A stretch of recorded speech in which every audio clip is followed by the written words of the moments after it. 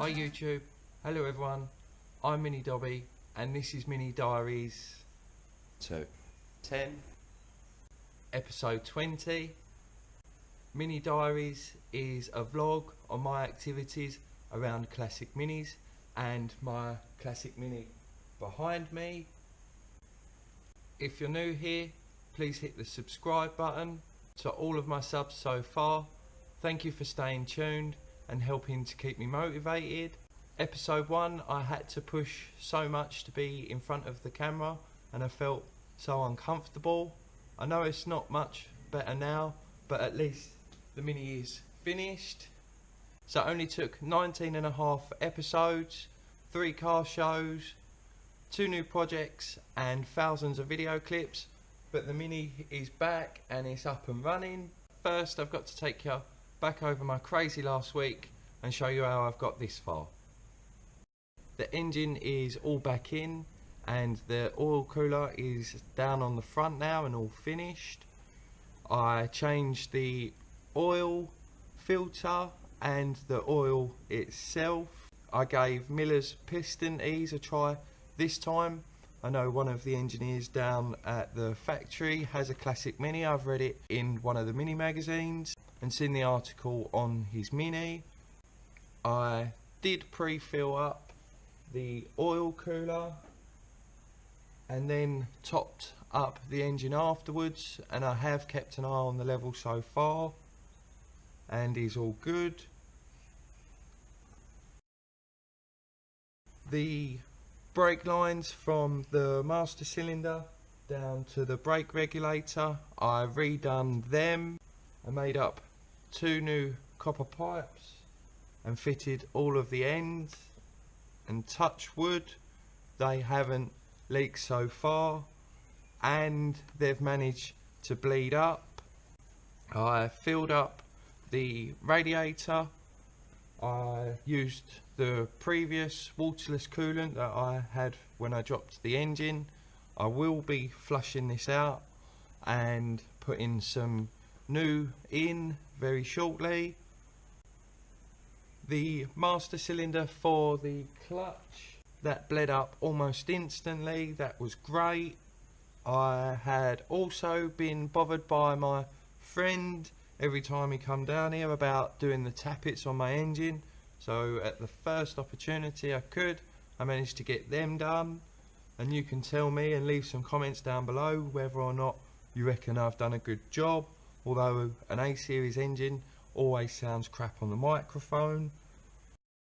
It was then time to check to see whether or not the engine would get oil pressure and crank it over. So I pulled one of the leads off and then it was time to start it, and this is what happened.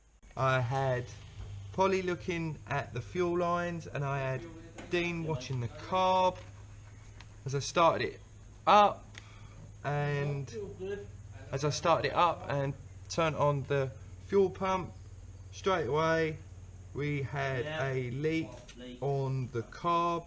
It was a massive mistake taking that apart and not replacing the float chamber O-ring.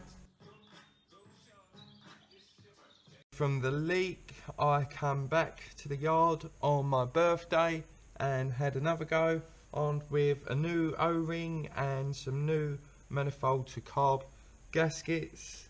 I put it all back together, or I took it apart and then put it back together again, and then it done this for me, and I'll leave it at that for a moment.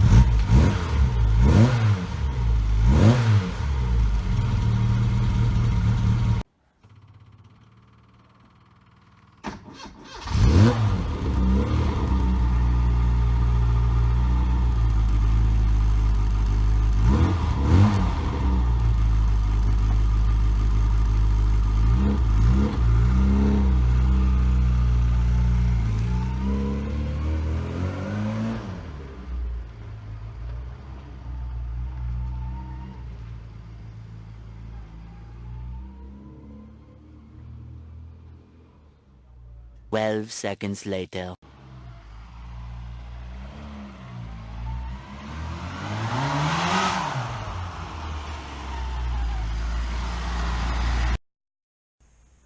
So here I am today.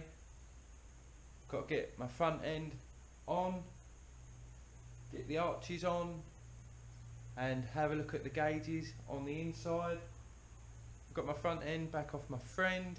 I've got my arches back off of him as well, and I've got to give them a rub down and a spray.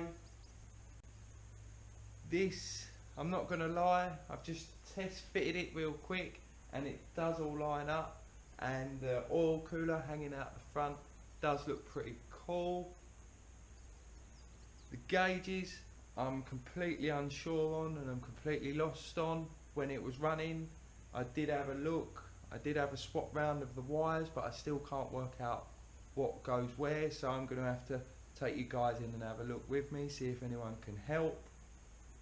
But for now, let's try getting this front end back on, get it all fitted up, ready for my arches to go back on.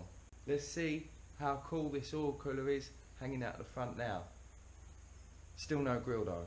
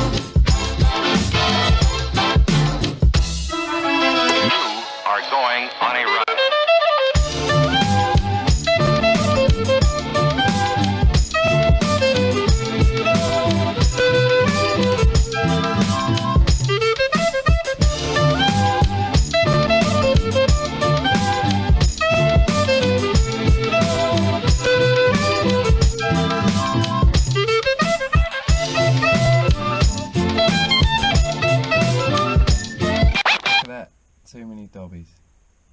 So currently in my car, and I need to see if my rev gauge will start working. I haven't had it working up till now, and the other day when the car was running it wasn't working then either. It is a 12 volt negative rev counter. It's not from a Mini. My Mini as standard didn't have a rev counter either. However, there is the white and black cable in there that runs down to the coil. I have got a light and green one which I think supplies some power, a light green and orange one I think that supplies some power, and I've also got the lights out to the panel. I've just put an earth in because this has got an earth on the back of it. Other than that, I'm lost to why it's not working. If anyone else could give me an idea to how to get this going, that would be great. Please leave a comment down below. Otherwise I'm going to be forking out for a new one of these, which isn't cheap, but hopefully it'll come with some instructions and I can run all new wires for it. The other one I've got is the water temperature gauge, and I bought the resistor thing. Really good with my electrics, by the way. I did try a few different combinations with these and the back of the panel, but yet again it just left the temperature gauge going right the way up to hot, although I've got that on my standard clocks over on this side, which was saying normal. So once again, if anyone could point me in the direction of, how to wire this, to my gauge, that would be great as well. I've got 2 wires here. I'm a little bit unsure to where they're going. I did do it all and I'd need to have a look at the manual to get that right. But if anyone's got any ideas on how to wire these 2 gauges in, it's the only 2 I haven't got working and it'd be great to get them going. As you can also see, I've got 2 extra slots there. I'd like to fill that with a clock and also the oil temperature gauge, or possibly an oil temperature gauge and an air fuel ratio gauge as well. But this is all a dash that I built myself and I'm slowly getting it finished and all working, hopefully.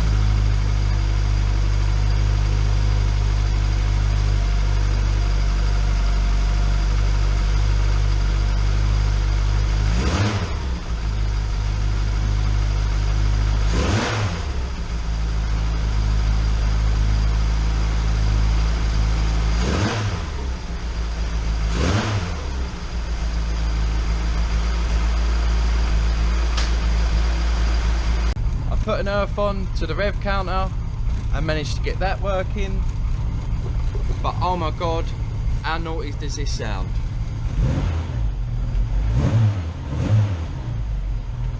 Woo!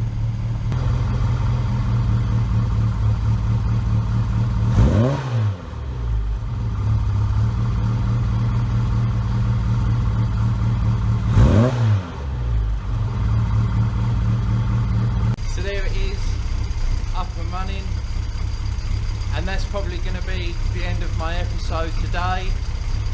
I'm going to have to do the arches another time. Next for me is to get this to the MOT. I think all I need to do is the arches and just have a run round and make sure that all of the lights are working. I'm lucky enough to have the help of some great knowledgeable friends. I've also got a very understanding partner as well, so thank you guys, and thank you Polly for all of your help and your support in building this. I know I can go on a bit, but hopefully what I've created here and what I've put together impresses everyone, impresses me.